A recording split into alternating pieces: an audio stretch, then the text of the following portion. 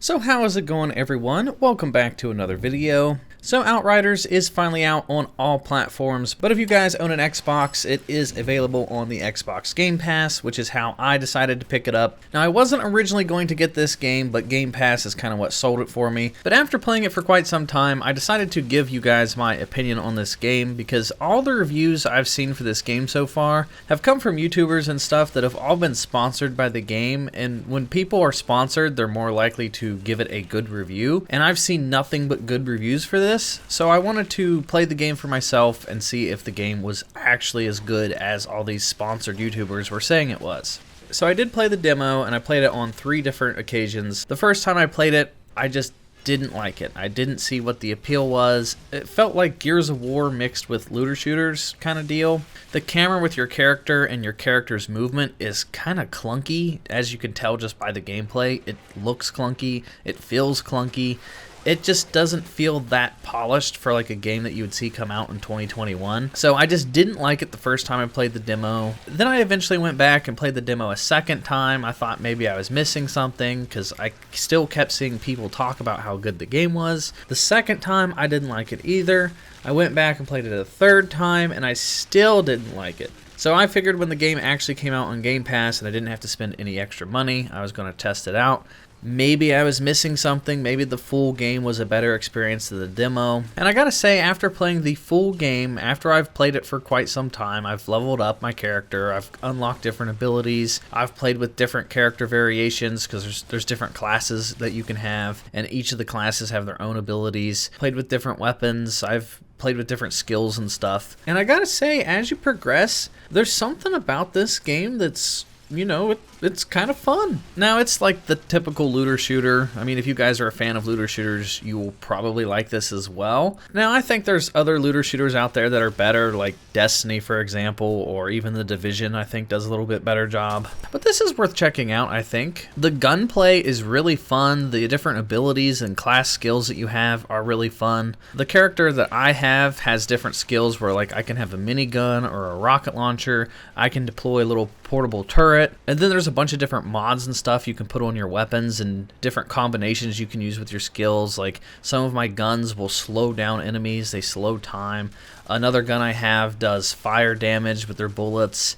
I have an ability that does corrosive damage, so I like poison all my enemies that I shoot.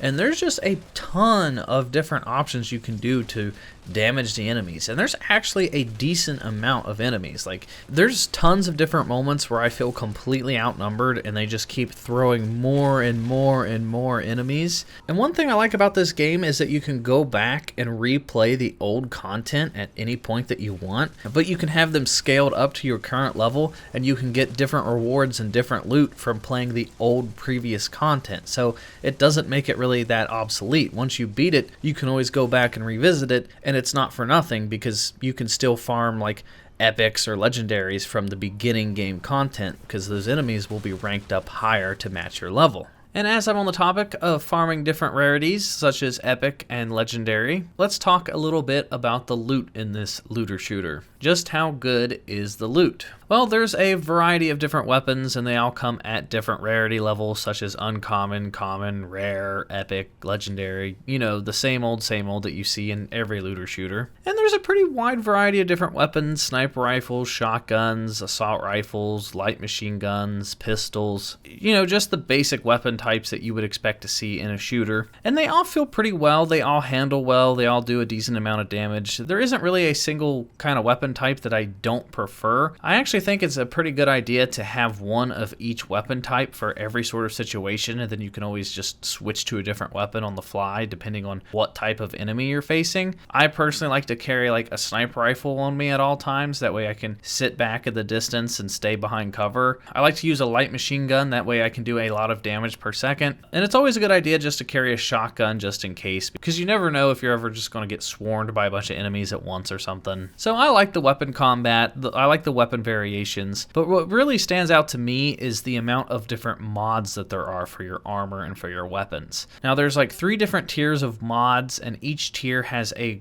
wide variety of different mods that you can have. These affect your different damage outputs, they affect your abilities, such as making your abilities stronger, giving your abilities longer duration, making your abilities do more damage. And the fact that they give you the option to change the mods on your weapons and your armor at any point is really handy. That way you don't have to break down every single piece of armor. If you get a piece of gear or a weapon that you really enjoy, you have the option to keep upgrading that specific weapon. If I find a rare shotgun, I can upgrade it to an epic shotgun. If I have mods on it that I like, maybe it does fire damage and maybe it also does bleed damage, I can keep those mods on it. Or if I want to swap out those mods and instead of it doing bleed damage, maybe I want it to do corrosive damage, I can go with that option. And if I want to equip mods into my armor slots, like my helmet will give me extra minigun damage, maybe my chest will give me extra minigun duration, maybe my pants will give me faster minigun cooldown. That way I can put all the mod slots dedicated to one specific type of build. I think that's really cool. It gives you a ton of different options, and it actually opens up tons of replayability options. You can have tons of different builds. You can focus on one ability or multiple abilities. If there's one ability that you really love to use, you can put all of your mod slots dedicated to just that one ability and just make it really powerful. And the fact that there's different classes and you can do this for every single class just opens up tons of possibilities for different types of builds. And I can't wait to see all the different variations that people use online and all the different build videos that people are going to come out with to see just how powerful or how overpowered you can make one of your characters. And there's definitely a lot of replayability. So I think the loot, I mean, it's not as good as something I would see in like Destiny or something, but I do appreciate the variation. Now, I don't have very many legendaries. I've not played the game long enough to get that many legendaries. I have seen some gameplay of some of the legendaries and stuff, and they look a lot of fun. They don't stand out to me like an exotic weapon would in Destiny, but they do look cool. They do have unique perks and abilities and stuff. But overall, you know, the loot's not bad. It's not the best. It's not the worst. But I do really like the idea of playing around with the mod slots. And if you're a fan of looter shooters, I think you guys will appreciate this as well. So outside of the loot, as I continued to play the game, one of the parts that really started to hook me in this game was when I came across the first big major boss encounter. Now I'm going to show you a little bit of gameplay of one of the bosses. So this is kind of spoilery, so you have been warned. If you don't want to see the boss fight, you can turn away now. But it is pretty early on in the game, so you're not really missing out too much. It's this giant spider that's in a volcano. It's just a big lava spider. And it's got 3 different phases that you have to fight this boss. And once you kill it, you get some loot, and you can just farm it over and over again for different loot if you want to. And it completely caught me off guard. I didn't know that this game had boss fights, and I was really impressed with this first encounter, and I thought it was really good. Now, when it comes to the multiplayer, I'll be honest, I don't know how good the multiplayer is because I haven't tried it out yet. I have seen other streamers and stuff play with their friends, and it does look fun from what I can tell. But none of my friends have downloaded the game, and I can't get them to download it, so I haven't tried out the multiplayer. But based off of what I've played so far, it feels like it would be a fun game to play with your friends, especially if you have all the different combos and multiple different classes and all these different abilities are working together. And apparently, from what I've heard, the multiplayer will scale up to how many players there are, and they will send just way more enemies than what you would see if you play single player, which makes me even more excited to try out multiplayer if I ever get the chance, because this game I think would be a lot of fun to play with friends or just to play online in general. But the servers have been kind of wonky the first couple days, so occasionally the servers will go down, but I mean, that's kind of expected with any new game. Anytime a game launches, the servers kind of are down for like the first couple hours or first couple days. But yeah, like I said, I wasn't that impressed at first, but sometimes you need to give games a chance. I originally wasn't that into Skyrim at first, and I forced myself to play Skyrim, and Skyrim ended up being my favorite video game of all time. So sometimes you just need to sort of force yourself to play the game longer than what you feel comfortable with. I didn't like the demo at all. I didn't like the first